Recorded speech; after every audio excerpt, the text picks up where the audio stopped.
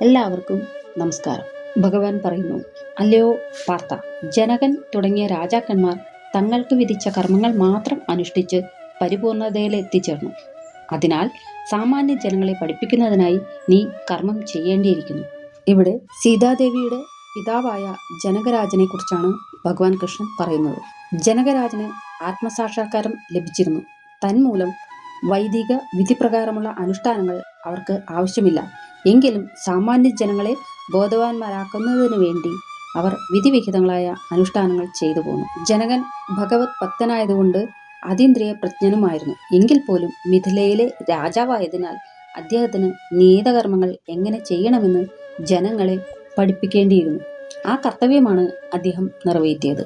ധീരനായ ഒരു രാജാവായിരുന്നതിന് പുറമെ അദ്ദേഹത്തിന് ശാസ്ത്രം, വേദം എന്നിവയിൽ അഗാധ ജ്ഞാനവും ഉണ്ടായിരുന്നു. ഋഷിമാരുടെ നിലയിലേക്ക് ഉയർന്ന രാജാവായതിനാൽ ഇദ്ദേഹത്തെ രാജർഷി എന്നും വിളിച്ചു പോന്നു.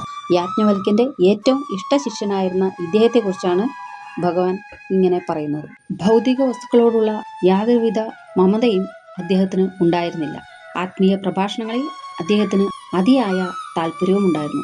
ലൗകിക വിദ്യാധാരണകളിൽ നിന്ന് സ്വയം മുക്തനായി അദ്ദേഹം കരുതി. അഷ്ടാവക്രൻ, സുലഭൻ തുടങ്ങിയ ഋഷിമാരുമായും അന്വേഷകരുമായും അദ്ദേഹം നടത്തിയ ഇടപെടലുകൾ പുരാണ ഗ്രന്ഥങ്ങളിൽ രേഖപ്പെടുത്തിയിട്ടുണ്ട്. ഒരു ശ്രേഷ്ഠനായ വ്യക്തി എന്തുതന്നെ ചെയ്താലും സാധാരണ ജനങ്ങൾ സ്വാഭാവികമായും അദ്ദേഹത്തെ അനുകരിക്കുന്നു. മാതൃകാപരങ്ങളായ പ്രവർത്തികളിൽ അദ്ദേഹം സ്വീകരിക്കുന്ന മാനദണ്ഡങ്ങളെ ലോകമൊട്ടാകെ ആദരിക്കുകയും ചെയ്യുന്നു.